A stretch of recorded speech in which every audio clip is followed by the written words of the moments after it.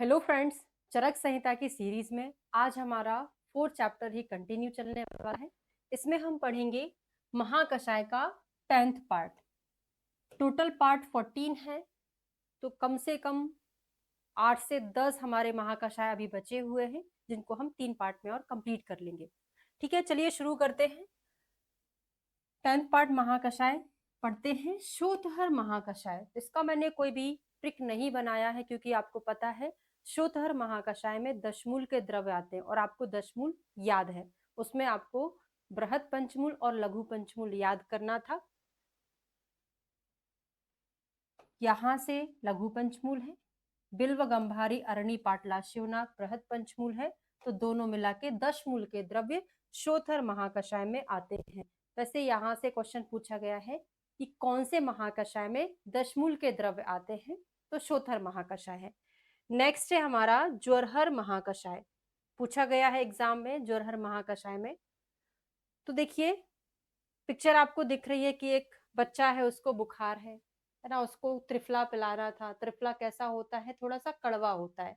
तो बच्चे को त्रिफला क्यों पिलाना था? वैसे जो ज्वर होता है उसमें संप्राप्ति क्या पढ़ी है आपने कि कोष्ठगत अग्नि को जब शाखाओं में फेंक दिया जाता है, यानी कि यहाँ पे हमको अग्नि को रेचन करना है। अग्नि यानी पित्त को, जठराग्नि की मैं बात नहीं कर रही हूँ, है ना। तो शाखाओं में जो पित्त गया है उसको हमको रेचन करके निकालना है, तभी तो टेम्परेचर नॉर्मल होगा ना। तो यहाँ पे त्रिफला विरेचन के पर्पज से दिया जा रहा है, पर बच्चा नहीं पी रहा है। क्यों नहीं पी रहा है? क्योंकि कड़वा है। तो इसमें क्या मिलाएंगे? मीठा करने के लिए एक तो शक्कर मिला देंगे, दूसरा द्राक्षा बड़ी बड़ी वाली किशमिश मिला देंगे, तो मीठा हो जाएगा, तो बच्चा पी लेगा। तो ऐसा कुछ इमेजिन करके देखो, जो ट्रिक हमने बनाई है अभी तक महाकषाय की, वो सारी ऐसी ही है, उसी से रिलेटेड है। मैंने जैसे आपको पहले ही बताया है, या तो बिल्कुल ना याद करो, या याद करो तो कम से कम 10 में से 6-7 तो आपको याद रहे, है ना। तो मेरा टारगेट वही है, 6-7 बस याद रह जाए, बहुत बड़ी बात है। नहीं तो फिर हमको पूरा श्लोक याद करना पड़ेगा। ठीक है, अगर हमको 10 की 10 याद करनी है।